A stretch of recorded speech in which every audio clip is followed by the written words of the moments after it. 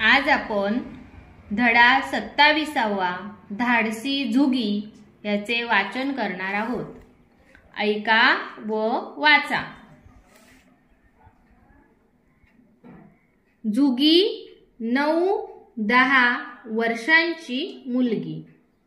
ती आणि तिचे आई बाबा शेतातील झोपडीत राहत। तिचे आई बाबा शेतात काम करत। सायंकाळ झाली।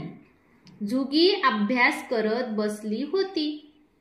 झोपडी बाहेर कोकरू बांधले होते।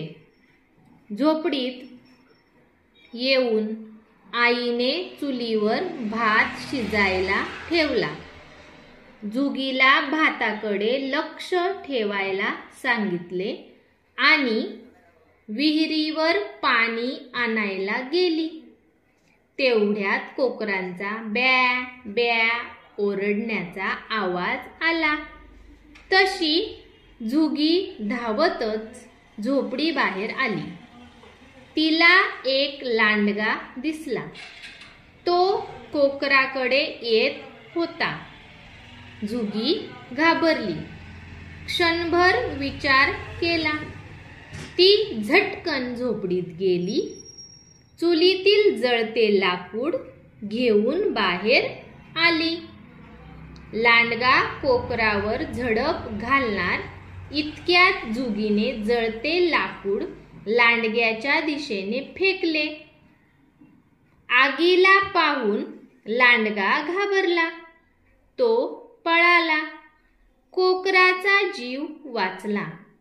पळा पळा लांडगा पळा। झुगी जोरजोरात ओरडू लागली। तिच्या आवाजाने शेतात काम करणारे बाबा धावत आले। आईही आली। झुगीने त्यांना घडलेला प्रसंग सांगितला। आईने तिला जवळ घेतले। बाबांनी तिच्या डोक्यावरून हात फिरवला। झुगीच्या धाडसाची बातमी गावात पसरली। गावच्या सरपंचांनी तिची पाठ थोपटली। शाळेतील शिक्षकांनी मुख्याध्यापकांनी तिच्या धाडसाचे कौतुक केले। आता आपण झुगी या पाठाचा स्वाध्याय पाहूया। प्रश्न क्रमांक 1, एका वाक्यात उत्तरे लिहा। या पाठातील पात्रे कोणती?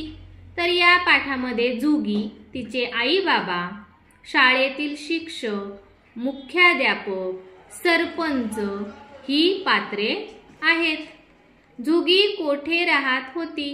झुगी झोपडीमध्ये राहत होती।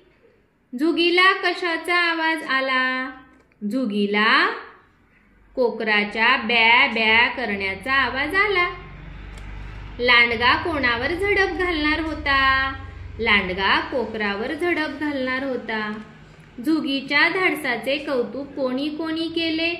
झुगीच्या धाडसाचे कौतुक गावातील सरपंच, शाळेतील मुख्याध्यापक व शिक्षक यांनी केले। झुगीमध्ये असलेले गुण सांगा। झुगी धाडसी होती।